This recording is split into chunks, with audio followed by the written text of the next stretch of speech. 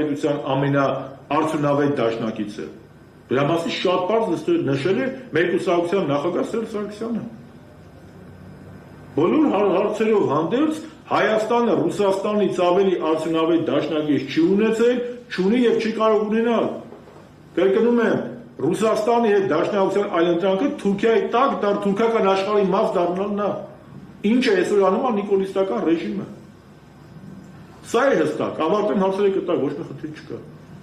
Սա շատ հստակ է։ Եվ սա մենք պետք է գիտակցենք։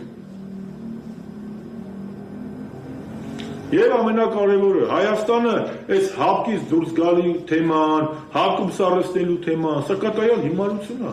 Սա դեմ է Հայաստանի պետական շահերին։ Ինչ շատ դեպքերում ասում են, որ դու կլնեք ինչ այն, որ մենք կլնենք, առաջին նախտես բան չեն լինի, երկրորդ առաջին քայլերից մեկը կլներ հապ վերադառնալը, ակտիվ աշխատանքը հապկում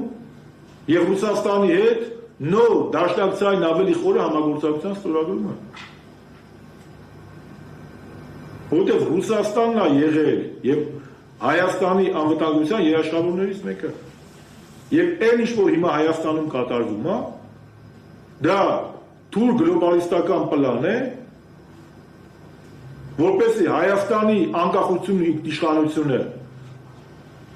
զրոյացնելով, բայց դա փաթեթավորում է Ռուսաստանի գուբերնիա չդառնալու բանով, էլի, այն գեղեցիկ ականջահաճո կոնֆետի մեջ։ Այդ ո՞րն է գուբերնիան, որ ամենայժան գազն ենք վարում տարածաշրջանում, որ տարածաշրջան որ միակ երկիրն ենք եղել ԱՊՀ-ում, որ իսկ անտեղ ունենք, որ 50,000 տոննա ձրի զենք է միայն Սերժ Սարգսյանի ժամանակ Ռուսաստանը մեզ տվել, որ Եվրասիական տնտեսական միության անդամության հաշվին միլիարդավոր դոլարներ են գալիս Հայաստան, այդ ով ընդունել ԵԱՏՄ որոշումը։ Այն ժամանակ որ Սերժ Սարգսյանը ընդունեց ԵԱՏՄ անդամակցման որոշումը, բոլորը ձեի տված ասում էին մի գիշերվա մեջ սա Հայաստանի իշխանության դեմ է, բազմաթիվ ԵԱՏՄ-ի տված փողերից ոնց ոչ մեկ չի հրաժարվում։ Ու այսօր տնտեսությունը եթե շրջում է, դա նախ եւ առաջ նախագահ Սերժ Սարգսյանի ԵԱՏՄ անդամակցման որոշման արդյունքում է եղել։ Ու դրա հետևանքով է։ Մենք ամենևին կոչ չենք անում այլ քաղաքական կենտրոնների, այդ թվում նաեւ Արևմուտքի հետ հարաբերությունների խզման, ամենևին ոչ։ Պետք է աշխատել նաեւ ամերիկյան նոր ադմինիստրացիայի հետ,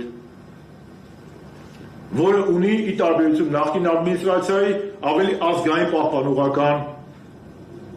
բովանդակություն, առնվազն դրա մասին հայտարարվում է։ Պետք է աշխատել Բրյուսելի հետ, բայց պետք է հստակ գիտակցում լինի, գործընկերը մի բան է, դաշնակիցը լրիվ այլ բան է, եւ չմոռանանք,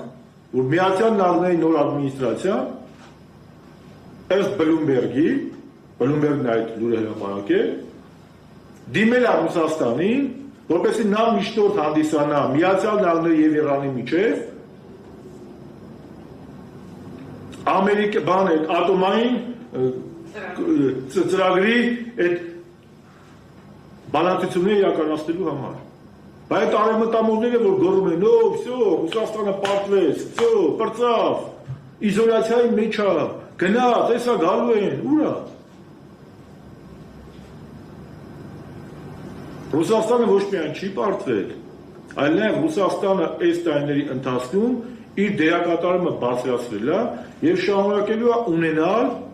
իր առանցքային դերակատարումը Հայաստանում եւ Հարավային Կովկասում ավելի ճիշտ։ Բայց քանի դեռ աշխարհի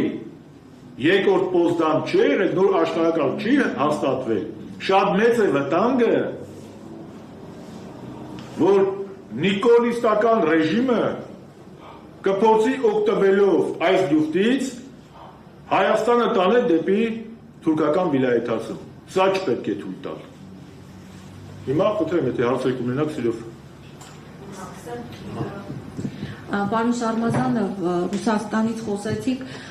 Անդրանիկ Քոչարյանը եւ մի խոսքով իշխանությունը հայտարարում է, որ